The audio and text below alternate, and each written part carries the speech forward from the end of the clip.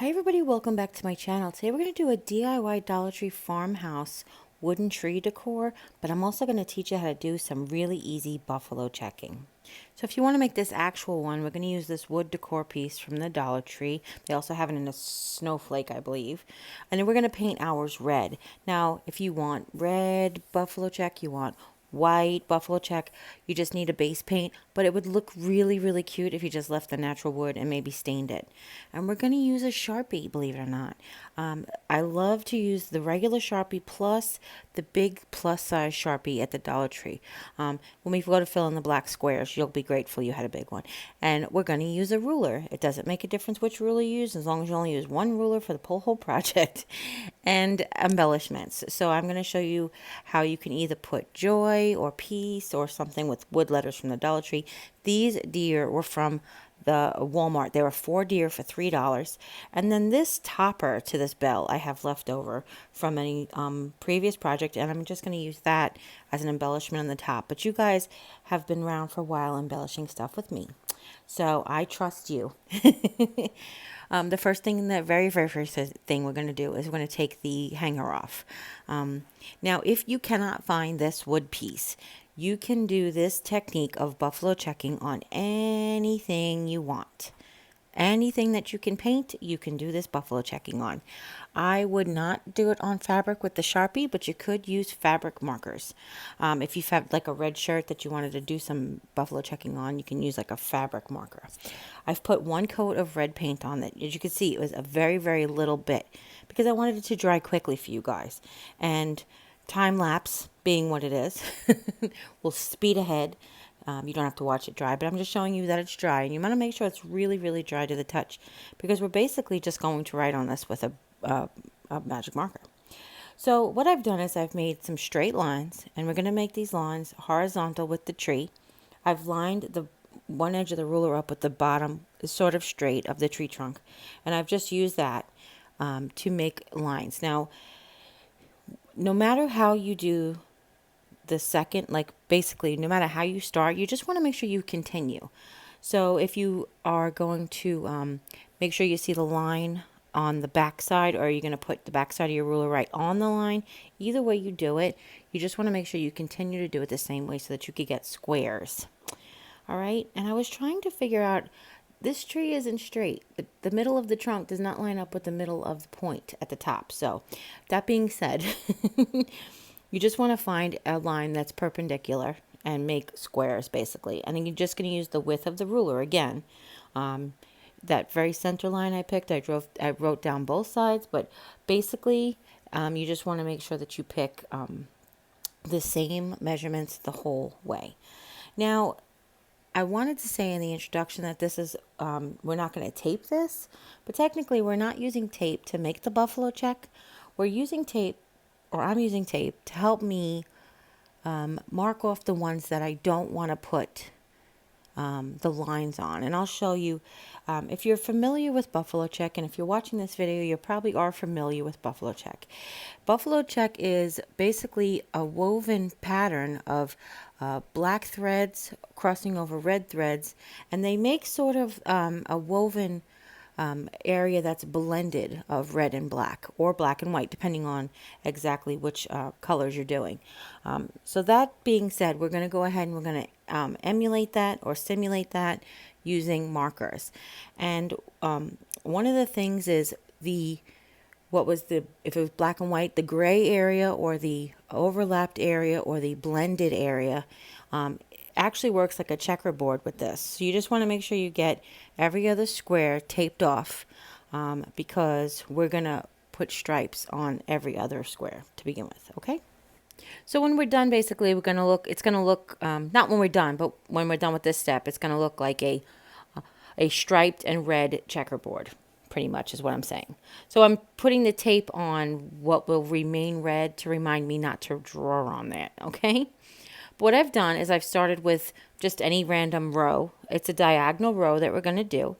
And I've started with the middle of all the squares where the corners touch. And I've just drawn a line straight down so that I can keep it even if that makes sense. I've intersected each one of the intersections on the diagonal with the marker. And then I just make sure I go from line to line to line to line. Now, this does not have to be perfect. And my suggestion, if the finished product will show the black lines that create the checkerboard, but if that is objectionable to you, you can do the checkerboard in pencil. You can see it in home in the lights, but you cannot see it on the camera. And I definitely wanted you guys to see what I was doing. Okay, so if you understand what I'm saying, if when you see the up close, instead of the diagonal lines that are the cross weave of the fabric, quote unquote, you can see the lines that make the square. It's not normally like that on the fabric. So if those lines are objectionable to you, you can make your grid, your checkerboard in pencil. And then you can just draw your diagonal lines to stop and start at the pencil lines instead. Okay? Now, I made my spacings very irregular. And in fact, I made a couple of mistakes. But I wanted you guys to see that up close. So when you see the finished product, you can see that it looks more like a natural fabric. Because if you actually really look at like the fleece or some of the printed fabrics, they aren't, not printed fabrics, I'm sorry, it's the actual woven fabrics, they're not perfect. There are definitely imperfections in there. I think the only time there is perfect buffalo check is when it's printed from a machine onto a piece of fabric.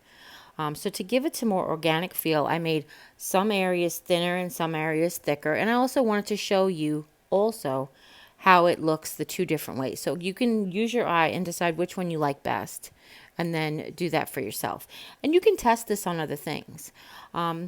So if you want to skip the painting process, you can get a piece of red construction paper and you can do this.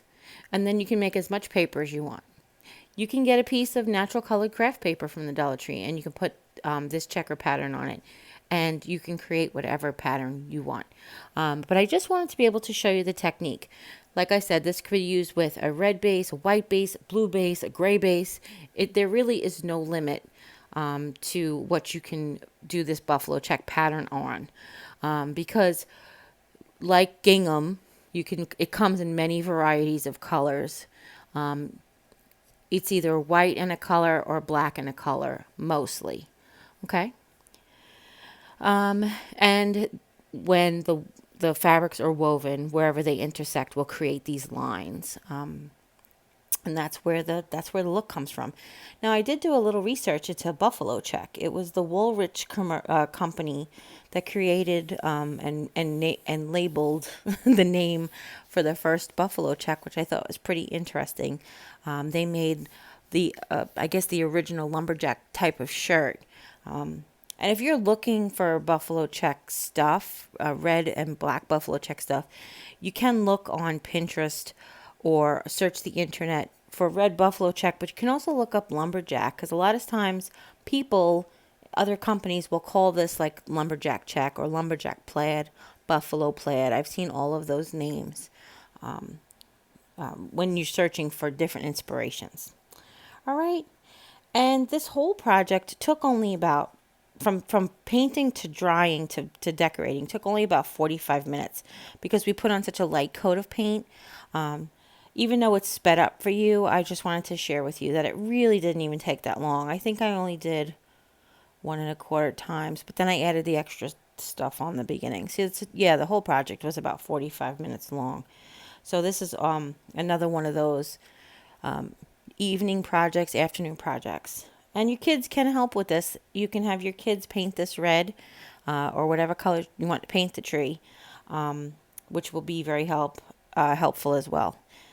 Now, what I'm doing is I'm taking off every other row of tape. The reason I'm doing that is now we're going to color in those squares black. Now, you decide which ones you want to be black, but when we talked about when we made the buffalo check for the gray and white, that it's basically a stripe of this particular color is a stripe of red and a stripe of black woven together and made the intersections. So each row will be red intersected, red intersected, red intersected, or black intersected, black intersected, black intersected. So it's just that easy. Now I decided to stick with the regular Sharpie for this, because you just get more, it's a finer tip to color in that square. But I will show you, I'm going to do the last couple in the big one from the Dollar Tree, just to show you that you can do it. You just need to be a little bit more careful that you don't go over your lines. But once you color in the squares, it just becomes like, at first you're like, oh, what are you doing? Or, oh, those lines don't look even. Or, oh, this doesn't look right, that doesn't look right. But once you do your black squares, I feel like it just brings the whole thing together. I don't know, it sounds weird, but I guess it makes more sense to me when it's completed. Now, for embellishments, I showed you the deer in the beginning were from Walmart, and I really do wish I would have bought more packs of those because they are absolutely stinking adorable. They're like a corrugated cardboard with jute, a jute bow on it and jute hanger. But they were 4 deer for $3 or $2.96, which is cheaper than you would pay for at the Dollar Tree. Because honestly, we would buy those if they were hanging on the Dollar Tree wall. I don't know about you, but I know I would. But I only bought 1 pack. And then I wanted to show you, if you saw, when you see, it's going to go super fast, but I just wanted to show you that I'm going to actually place it on the way it was intended, as an ornament with its bow on the back. But you can flip it over. You can peel the bow off and turn the deer in the other direction, and that also looks super cute. It would look cute if they were a set. If you had 2 trees and 1 deer was facing one way and 1 deer was facing the other way, that would look really cute as well. All right, and now that when I finish up, you can see that the big marker is bigger. And I was going to go in and fix my mistakes. Hold on, let me show you. See that 2 lines that are really too close together? I was going to go ahead and paint a little, take the little red fine brush, paintbrush or whatever, and just make that red again. But again, once I put those black squares on it, to me, it just made it look more organic. I know, I'm weird. Well, the next thing I wanted to do was I took a piece of sandpaper. You can do this with an embroidery, an emery board, excuse me, if you want to. But this was inspired by something that I saw at Kirkland's website, as well as something from a local gift shop that was here in Rolla. And it basically was just like this, painted trees with the sanded off edges. And I'm only sanding these ones off very, very lightly, but you can do as much or as little as you want. As a matter of fact, you can even mask off an edge if you really want before you start painting, and that would look really cute too. But I just wanted to just, as you can see here, just take the very, very edge off here. And I found the easiest technique was to go, instead of just back and forth along the edge, but to pull down over the edge. That was actually like this. It was actually the easiest way to get the best results. And that's what made me think about, if I had an emery board, that'd be great, because you would literally be just using the emery board to knock the corner off of that. Now I am going to be giving this to my friend who's having the baby, who's having the buffalo check room. You guys will see some more DIYs coming, but I wanted to get this out to you for Christmas. In case you see this tree and you want to make this. Or if you see anything and you want to add buffalo check to it. I know buffalo check is really popular, and it's really hard to get at the Dollar Tree, but I figured you can go ahead and make it. So this is what the ornament looks like, just glued on. I want to show you could flip it over and how cute it would be, but this is just him. I'm going to glue him on there, but first we're going to put the hanger. So what this is this is the top of that jingle bell that I used a couple of weeks ago. No, it was a week ago. But it's just a leftover embellishment. And what I basically did was it had a jute hanger, and I just pushed the jute hanger through the hole. I didn't even untie it or glue it or anything. And then I just used the ribbon. I squeezed the ribbon back on and used the little pieces of jute that were broken to tie the ribbon back on. And here's what it looks like with the deer. He's so cute. And very woodland and very lumberjacky and very farmhousey, right? Wouldn't you guys say?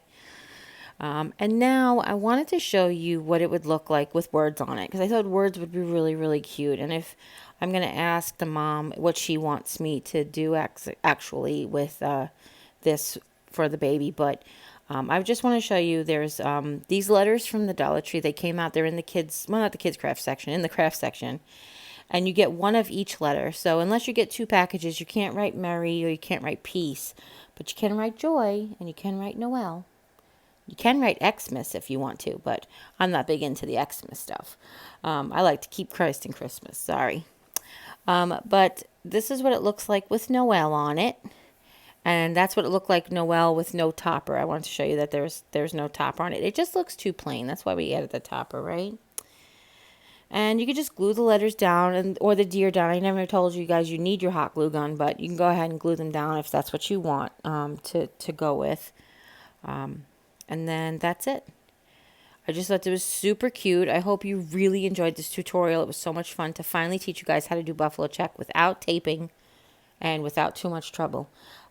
If you would like to share this with friends and family, anybody you know might be interested in making this or learning the tutorial for buffalo check. And if you haven't yet, click subscribe, and when you do, a little bell will pop up. When you ring that bell, YouTube will let you know whenever I upload a new video. And I would appreciate it if you give this video a thumbs up, because it really does help promote my channel and promote this video. And as always, you take care. God bless. We'll see you next time. Bye.